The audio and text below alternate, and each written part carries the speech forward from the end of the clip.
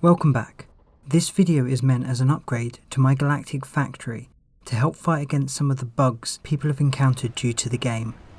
This will be a short video covering the problems of the intersystem cargo link, a solution that should solve them, along with the resources needed to build it. The daisy chain fuel system works in theory, and did work for me for quite some hours of production.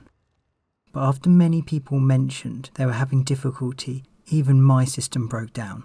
The fuel was not powering the ships to make the return journey.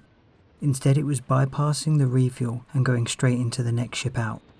It's not clear to me whether the system was never meant to work according to Bethesda's rules, and in my tests I found a bug to get my daisy chain to work, or if everything in my system was okay by Bethesda and something in the game eventually causes it to stop. Either way, there's definitely something wrong when it works some of the time and then stops working. The problem is that sometimes it skips the refuel with this design, so I took some time to create something so you won't have to rip up your outposts and start again.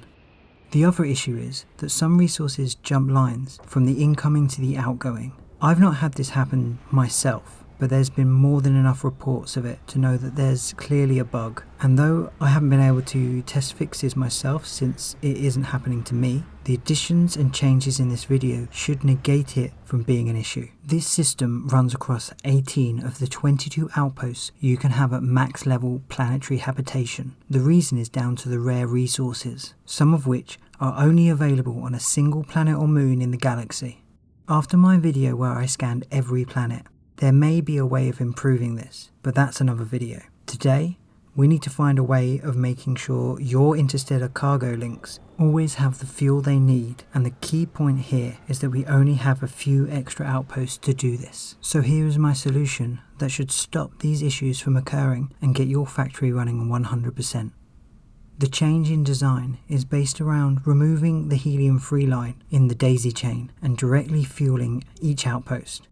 This will, however, mean you will need Planetary Habitation 4 to account for the 3 extra outposts that will be added to the system. All 3 outposts will use the same design shown here.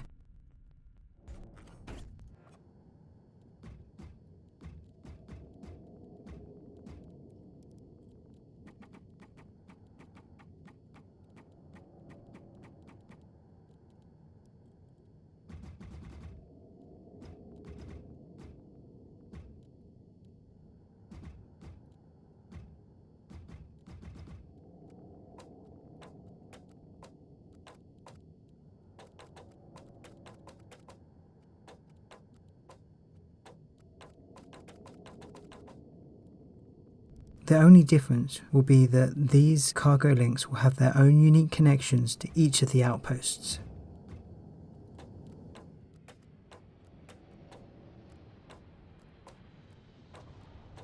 Each outpost will need 1 extra interstellar cargo link added to receive the helium-free from these 3 fueling outposts. By having a dead end to the fueling at each outpost rather than running in a chain, it will remove the possibility that fuel doesn't get into the cargo links as it is sent on to the next planet.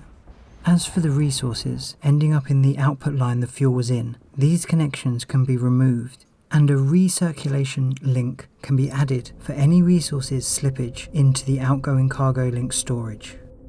Though the original system was designed around being as efficient as possible, it would seem Bethesda had other ideas.